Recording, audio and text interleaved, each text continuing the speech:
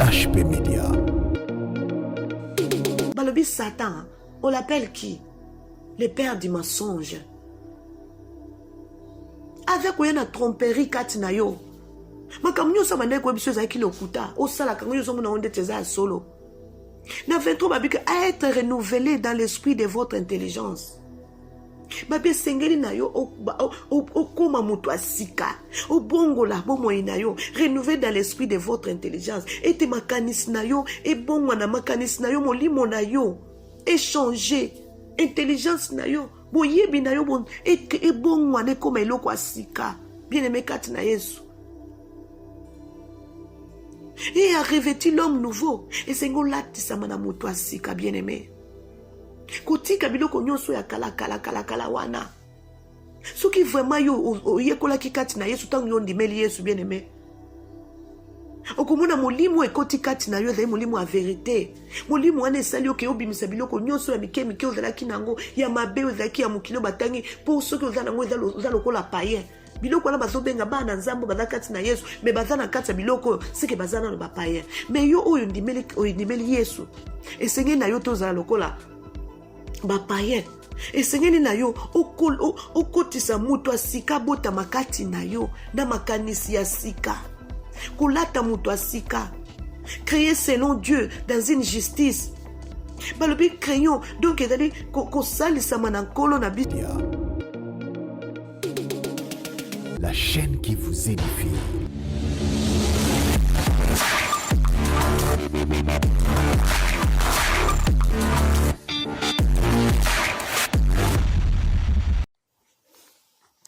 Bandeko tozo continuer lilo balanzambe zo continuer ba olimbisi na mwa dérangement muke uti ko salama kala mingi te awa mais lilo balanzambe zo continuer tozo ko ba tolobaki tobi mais yo mwana nzambe soki ozotambo na babiloko wana na makambo nyonso kotambola lokola bapaïen païen ngelo bake biloko nyonso oyo ezanga tina oyo ke mokili ekoki kosala motu nyonso akoki kosala mais ntango yo okomi kati na Yesu okoki su kosala ngo te.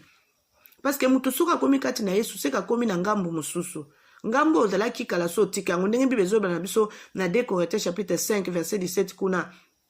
Balobi na mutu nyonso andimeli Yesu akotika makambo na ye o nyonso ya bandai kosala ya kala.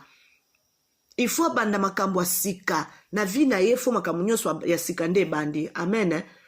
Yango nde tozoloba awa. Na 18 balobi ils sont l'intelligence d'obscurci. Bien-aimé, intelligente obscurci bolimbisi elinko lobani ngelo bake mayele oya molili oya ténèbres. Donc mayele mabe. Donc azal intelligence te o babenga ke intelligence oya solo mais azala ma intelligence oya molili. Ils sont étrangers à la vie de Dieu. Donc baza bato moko bato asika na makambo nzambe. Ba païen. Yoza païen susu te, yosu komi mwana nzambe. Okoki kotambola su na molili te. Okozala su na mayele ya mokamo mokili te. Okoki su kozala étranger na makambo nzambe te parce que bango bazoloba ke bango bazali étranger na vie oyo ya nzambe. Na bomoi oyo ya nzambe. À cause de l'ignorance qui est année. Balobi bazali batu moko badana lokola batu moko ya sika na makambo nzambe. Na makambo nzambe. Pona nini? Pona kozanga mayele kozanga koyeba bososo l'ignorance. L'ignorance, kozanga bososo li ezakati na bango, yango ezosala bango pe a cause ya kokanga mitema na bango. Ya kokanga mitema na bango. Parce que yo mwana nzambe senge na yo te kotamwa lokola mopagano. Na 19 kuna balobi eya perdu tout sentiment. Balobi tala mopagano. Babungisi ba sentiment to abungisi lolenge. Ils se sont livrés à la dissolution pour commettre toute espèce d'impureté jointe à la cupidité. Alléluia. Balobi batu oyo mupagano, o bazolo bapona bapagano. Bango bazali lokola bato babungisi makanisi na bango et puis bako baza bato mo ba mipesi ba se donner ko faire n'importe quoi. Ko sala biloko moko ya busoto. O nyonso ezali na posa ya ba misolo. Alinga zwa kaka. Posa ya mbongo elekie. Akoye kosala n'importe quoi. Akoye kosala kindumba po azwa mbongo. Akoye kokota bonganga kuna abo makande ko na ye po ba pesa ye misolo po gagner vie na ye. Wele za po na bapagano. Mais biloko wana bazokuta ngo na kati ya bana nzambe. Ah, Paul azoloba. Pona nini biloko wana eza kati na bana nzambe? Esengeli te biloko wana emona na kati na bomoi na yo ndeko molingami. Tala bomoi na yo malamu ozotambusa ngo ndenge nini? Eske yo makambo oyo otika na mokili kati na Yesu ozosambela, eske ozosala ngo kaka to otiki yango? Koyiba o banda koyiba na mokili, eske otiki yango? Kotonga oyo banda kotonga, rankine ozalaki nango, me kati na Yesu oza pe nango kaka. Balobi bato bazala kwa bapagano. Yo mwana nzambe tango ozosala makambo boye seko komi na mwana nzambe te, seko oza mupagano, oza païen. Mais na 20 kuna babi, mais vous ce n'est pas ainsi que vous avez appris Christ. Balobi kati na me ezali boete epai na bino bato bondimeli Yesu. Biloko balobaki wana kuna ezalaki mpona bapayen bazali kopesa kategori makambo ndenge ni bapayen basalaka. Mais bazoloba biso en fait babi que mais vous ce n'est pas ainsi que vous avez appris Christ. Alobi ezali te ndenge moko na bino ndenge boyambaki Yesu. Ndenge boyekoli kati na Yesu. Si du moins vous l'avez attendu, ce qui vraiment bino boyoka kinkolo na bino, et si conformément à la vérité qui est en Jésus, ce qui vraiment besoin na solo ezali kati na Yesu. C'est à lui que vous avez été instruit à vous dépouiller. Balobi kasi soki bino penza boyoka kiye, pe boza kotambola kati na bosolo na ye. Na yende boyekola ki lolenga nini ya ko se dépouiller, ya ko longwa kati na mabe, ya biloko nyonso bauti koloba kuna ya bapaye. Mwana nzambe soki tu leloyo, yo za na kati ba biloko baloba ki kuna batanga ikuna, siko zala no paye. Mais balobi ke tangu yo ndimeli Yesu, o apprenaki, ezaki lokolo koti na école. Na école wana balobi ke, du moins vous l'avez attendu. Boyoka ki Yesu. Pe bozwaki boyebaki ndenge nini ya kozala koyeba vérité na ye bosolo na ye. Na ye nde boyekolaki ndenge nini ya kolongola babiloko nyonso mabe oyo ezalaki kati na bino. Bien aimé, tango yo ndimeli Yesu, muto koyebisa yo te, Molimo Santo kaka eza kati na yo, ebandi koyebisa yo babiloko yo bandaki kosala kala. Ebandi kolongwa kati na yo muke. Yo moko comprendre ko tout pona nini? Parce que on apprendre.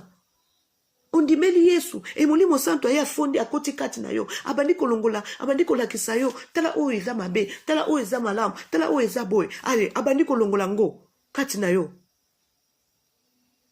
Yi ega votre vie passée. Alors bien senga na bino ko bolongola makambo na bino ya kala, bo moyi na bino ya kala.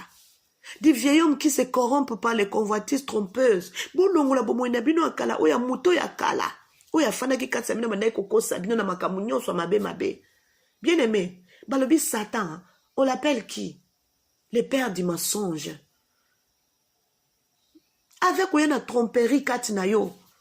Makamu nyonso manai ko biso za ki lokuta, o sala kango yo zomo na onde teza solo. Na 23 babi que à être renouvelé dans l'esprit de votre intelligence. Babi sengeli na yo koma mutu asika o bongola bomoi na yo renouvelé dans l'esprit de votre intelligence et te makanis na yo e bongwa na makanis na yo molimo na yo échanger intelligence na yo boyebi na yo bon e bongwa ne koma eloko asika bien aimé kati na Yesu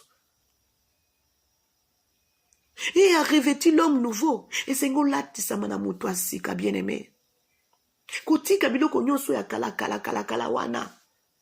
Soki vraiment yo yekola kikati na Yesu tangu yo ndimeli Yesu bien aimé. Okomona molimo ekoti kati na yo ezali molimo ya vérité.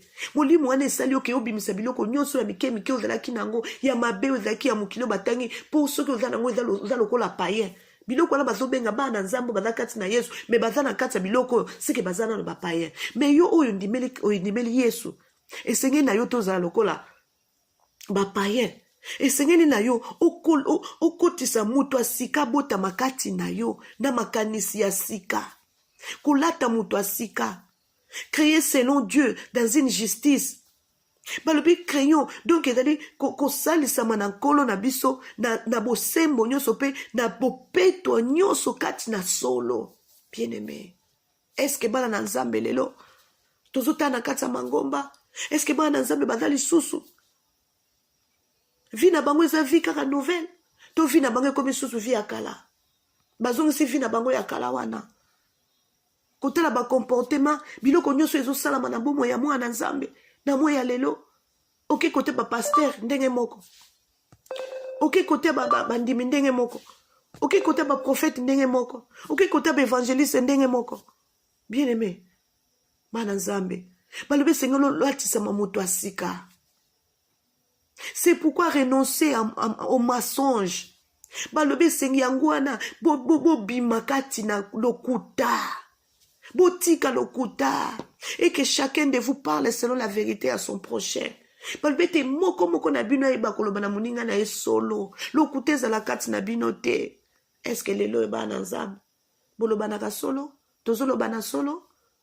Ok kotonga ndeko na yo kuna oye koyebisa eke nga nalingaka yo mingi nasalaka yo est-ce que tosalaka ngo ou bien lelo ekomi ke lelo naza na yo bien nazosola na yo ndeko wana azosola na ye me ntango okende kuna ake koboma ye kuna ake kosala ye kuna boye balobi bongo te balobi kati na Yesu babi esenge na yo korenoncer au mensonge kotika lokuta et que chacun de vous parle selon la vérité à son prochain.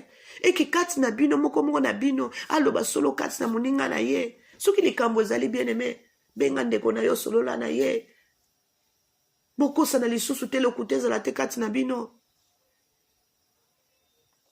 Car nous sommes membres les uns les autres babi parce que toza bato moko tokomi nzete moko tokomi eloko moko kati na Yesu bien aimé. Tokomi bomoko, tokomi biso nyonso kati na Yesu toza moko, bana ya papa moko. Et là on est au kabola biso. Si vous vous mettez en colère, ne péchez point. Balobi soko zana kanda. Soko zana kanda na oko sala lisumu te, que le soleil ne se couche pas sur votre colère. Alléluia. Balobi soko zana kanda. Ko sala lisumu te. Que moyo silela yo lala pe pongi ndengo na bien aimé soko za na problème kende ko luka ndeko na yo soko za na kanda problème ezotungisa yo bien aimé to lala ndengo na te. Combien de fois olala ka ndengo na kanda na yo boswana kina ndeko na yo bana moy obinga penza nga na ye penza esili nga penda na ye penda vraiment lokola puku na nyao olali na ope pongi avant que nolala pe bondeli penzambe bien aimé yo kanti ba bondeli yo bondela kenzamba yo kakio. La Bible dit on ne se manque pas de Dieu. C'est que l'homme aura semé et les moissonnera. Bible est un homme de Zoloba. C'est la parole de Dieu. La Bible dit que Dieu est toujours derrière sa parole pour l'accomplir. Hein? Est-ce que yo sala kango? Tango za kana kanda na yo wana. Est-ce que lukaka ndeko na yo? Olala kanango te? Babi, et ne donnez pas accès au diable. Babi, topé sa nzela na satana te. Nandoki ba satana te. Topé sa nzela te, bien aimé. Si ko soko lali na kanda ndeko na yo, oza na problème olali na ndengwana. Liwe ko na butu, aucune affaire. Aucun lieu de tourment. Bible se surtout ça la keba. To pe sanzela na satana te. Si tu as un problème to lukane na ko résoudre ngo.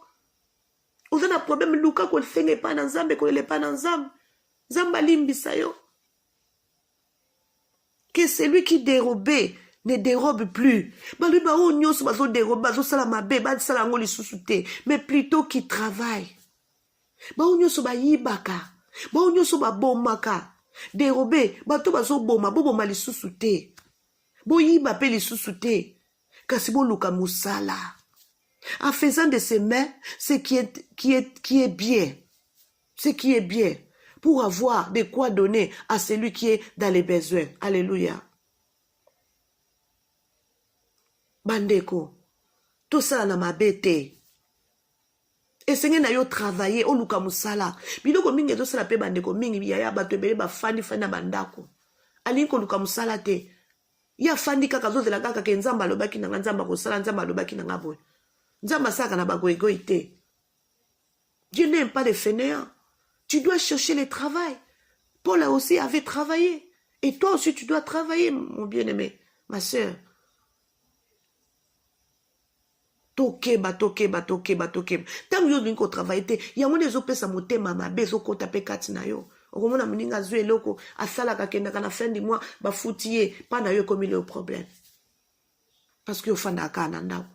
Et jalousie koti kati na yo. Balobi qui ne sorte de votre bouche aucune parole mauvaise. Balobi na munoko na bino.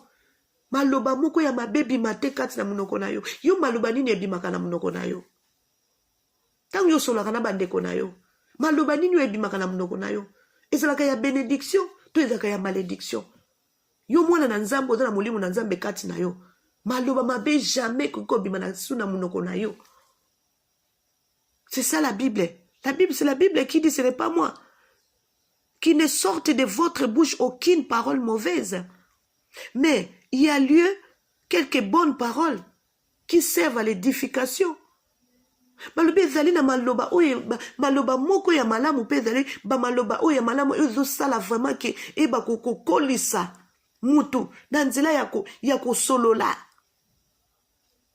Une grâce à ceux qui l'attendent. Tango bato bazo yoka ngo, bato bazo zwa ngolu et puis bazo bikisama. Tango bazo yoka maloba malamu wana ezo sala malamu. Mwana nzambe fu maloba malamu ebimaka kati na yo epambola bana nzambe esunga bana nzambe bao bazo yoka yo. Eske nyoso ebimaka kati na yo eske epambolaka? To epambolaka te. N'attristez pas le Saint-Esprit de Dieu. La Bible dit balobi ke to pesa molimo na nzambe mawa te. À chaque fois ndeko zo commettre mabe wana lisumu zo commettre ngo mabe ozo salaka ya kotonga ya koyina ya koboma nyoso ezali ba sorti nyoso ya mabe oto yebi ozo ko attriste molimo nzambe ozo pesa molimo na nzambe eza kati na yo ekoka kofanda kati ya mabe te elinga kofanda pasi mabe za te me yo tangu na tangu ozo pesa molimo na nzambe mawa yo kati molimo na nzambe kofanda kati na yo. N'attristez pas le Saint-Esprit de Dieu. Balobi kopesa molimo na nzambe mawate par lesquels vous avez été zélés pour les jours de la rédemption. Balobi na mukolo oyo bino bozwaki ngolu oyo pona ko na oyo nzambe asalaki kati na bino.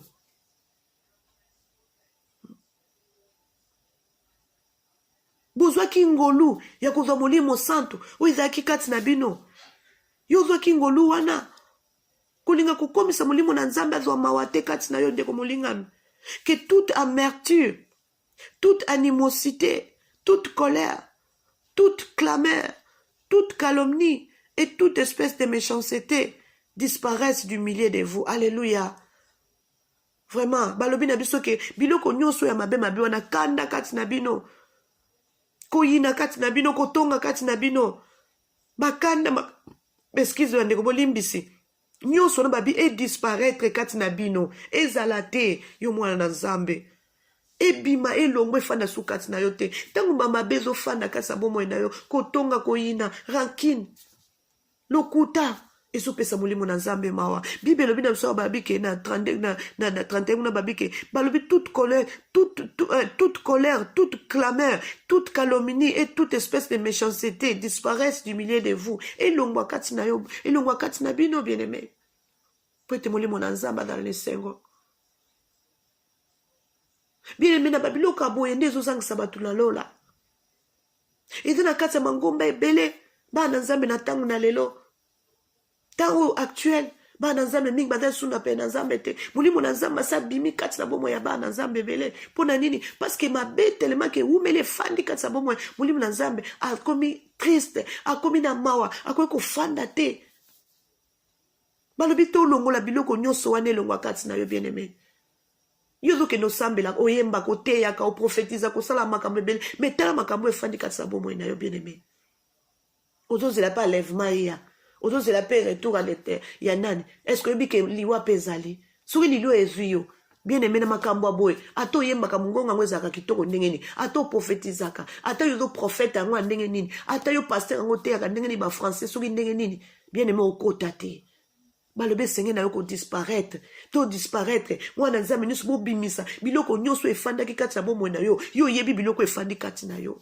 Ba pensée ya mabe, ba pensée ya mabe. Pourquoi ezoko fanda tout le temps kati na bomoi na yo? Koyeba ko bimisango.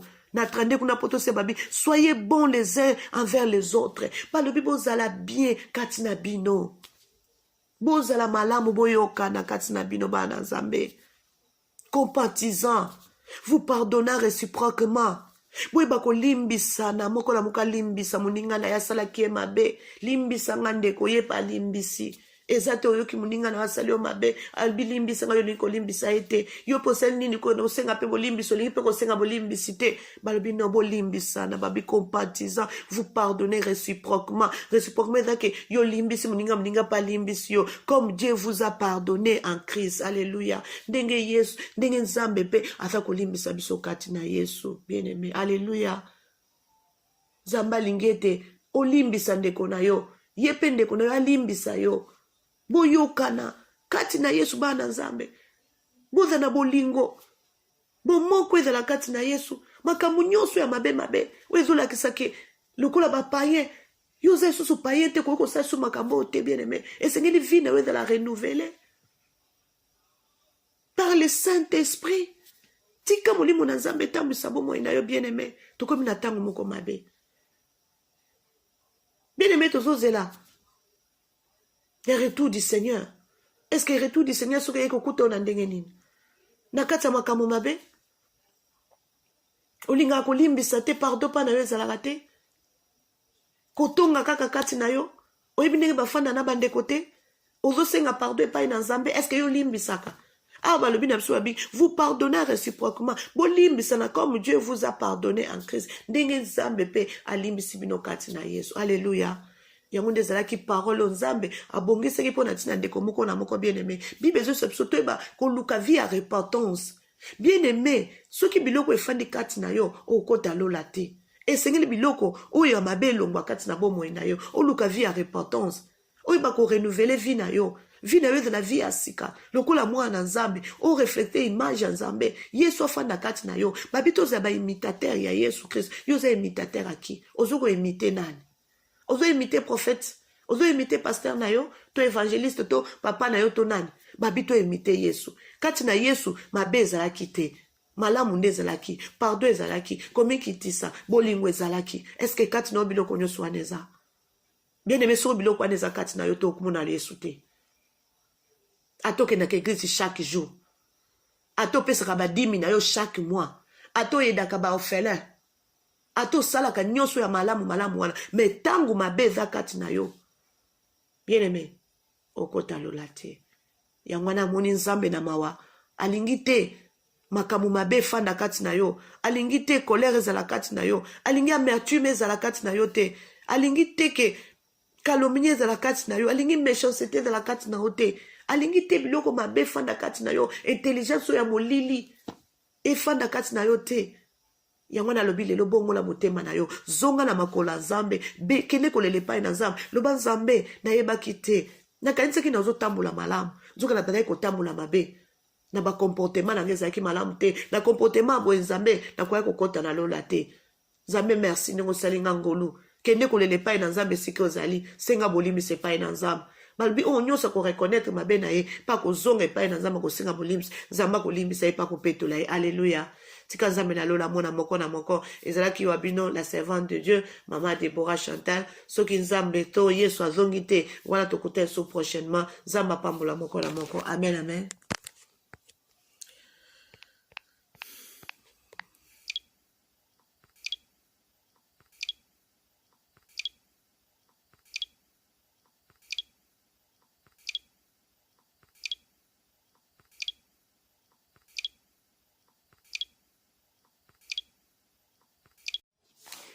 Shalom, shalom, peuple de Dieu. Ezanga wabino la servante de Dieu, Maman Deborah Chantal.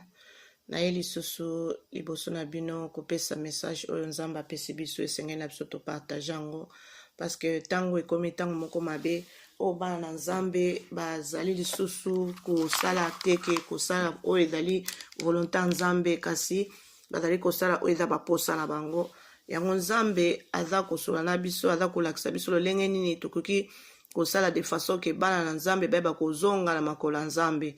E kolanda na message oyo Nzambe azopesa biso esengeli na biso koyoka oyo nini Nzambe azosenga na biso bana na ye lolenge nini tokoki kozala na tokoki kozala liboso ya mokili parce que Bible ezoyesa biso toza lumière ya mokili mais oyo nyonso andimeli Yesu aza lumière ya mokili esengeli a reflecter image ya Nzambe ya Yesu Kristo. Est-ce que biso tozo ko reflecter image ya Yesu tote yango yambola biso to banda to kota na kati ya makomi na biso to na message oyo Nzambe apesi na tongo alelo tozokende kobondela kotika nyonso na se ya maboko ya nzambe ete oyo nyonso akoyoka liloba ya nzambe oyo message oyo azala vraiment beni pe molimo na nzambe esimba ye ete ayeba kotia message oyo na misala pe ayeba na kopambola makati nango amen wana toke kobondela alleluya. Seigneur de gloire, papa, to pesi merci, to komisi munena yozo akembo za lokumu, oze longa ya bomo na biso papa, ya oyo tikaka biso te nzambe. Tangu na tangu nzambe ozali kofungola biso kotalisa biso lolenge nini tokoye kotambola lolenge nini tokozala na présence na yo mokonzi. Yango za kopesa biso ba message ya mokolo na mokolo oyo ete molimo na biso eba kokola pe ba koliesama etondisama na oyo bongisi pona tia na biso parce que biti na biso nzambe to oyo lingi biso to zala olingi ete toza na vie ya repentance pe to bongisa bomo na biso po ete tokota na lola nzambe yango nde ezalaki po ete Yesu ayaki kokufa po ete biso tokota na lola papa totiki message yo na moma oyo na se na loboko no nzambe tika ete oyo nyonso akoyoka yango nzambe atia yango na misala mokonzi molimo santu no nzambe azwa kontrola bomo ya moko na moko na pambolo na komisio nzambe nga naza na nga instrument pamba kolo nayebi te koloba kasi yo loba kati na nga nzambe naza na nga kaka humble servante na yo mokonzi papa tika ete liloba oyo ezwa esika kati ya bomo ya moko na moko na kombo na Yesu amen amen amen. Wana tozokota na kasi ya makomi na biso bolimbisi bandeko tozwa mikanda na biso tozwi Bible na mukanda ya Ephésiens chapitre 4 verset 17 à 32 wana natangi. Voici donc ce que je dis et ce que je déclare dans le Seigneur, c'est que vous ne devez plus marcher comme les païens qui marchent selon la vanité de leurs pensées. Alléluia. Wana Paul azoloba etalobi botala o eloko naza koloba kati na nkolo ngai Paul nazoba kati na nkolo ete bokoki lisusu te kotambola lokola bapagano bao bazotambola kolanda na baposa ya makanisi na bango baposa oyo eza baza kotambola kolanda na posa oyo ya mabe oyo ezali ya pamba ya makanisi na bango yo mwana nzambe koki kotambola lisusu bongo te. Na 18 balobe ils ont intelligence obscurcie, ils sont étrangers à la vie de Dieu à cause de l'ignorance qui est née à cause de l'endurcissement de leur cœur. Amen. Nazwi na no verset 17 pe na 18 pona kolimbolela yango eloko nini bazolinga yebisa biso kuna nzambe azoloba na biso nini kuna. Paul alobi tala eloko nazali koloba kati na nkolo naza koyebisa bino ete bokoki lisusu kotambola te lokola bapagano. Vous ne pouvez pas marcher comme les païens qui marchent selon la vanité de leurs pensées. Alléluia. Bokoki lisusu kotambola te lokola bapagano bazotambola kolanda na posa ya maposa ya mabe ya makanisi na bango ya mabe oeza na tina moko te bien aimé. Tozomona tangu na lelo bana nzambe est-ce que bazotambola ndenge nini? Mwana nzambe andimili Yesu mokonzi pe mobikisi na ye okotala ba comportement kati ya bana nzambe eza komona na kaka lokola muto nano ayebi kutu Yesu te soko tali kati na ye ko inezali kotonga ezali lokute ezali koyina ezali kindumbe ezali makambo nyonso mabe ezali. Alors Bible ezobisa biso ake yo mwana nzambe yo muto osondimeli nzambe okoki su kotambola lokola bapagano te. Bapagano ezali muto oyo ayebi nzambe te. Parce que muto ayebi nzambe te aza eloko moko to ezokopekisa ye aza kotambola lokola motema na eza kosenga na ye akoki kosala n'importe quoi, il peut même tuer, il peut même faire n'importe quoi parce que aza mopagano. Mais yo mwana nzambe esengeli otambola bongo te. Mais tozomona lelo na kati ya mangomba bana nzambe babike naza mwana nzambe mais tala bacomportement bana nzambe bana nzambe balingani te kotonga ezali wana koyina rankine ezali lukute ezali kindumbe ezali makambo nyonso ya mabe bazotrouva ngwe pa na bana nzambe awa bazopekisa yo mwana nzambe tangu yo oza na babiloko ya bongo kati na yo seke oza mopagano. Mais awa bazolobaki yo mwana nzambe kokotambola solo kwa mopagano te. Mopagano cela veut dire que ce sont des mauvaises choses oyo ezofanda kati na yo lokola bapaya na mokili bango basaka na bango n'importe quoi eloko moko ekoempêche eza te. Alors balobi ke tangu yo ndimeli Yesu déjà donc okomi mutu asika na 2 Corinthiens kuna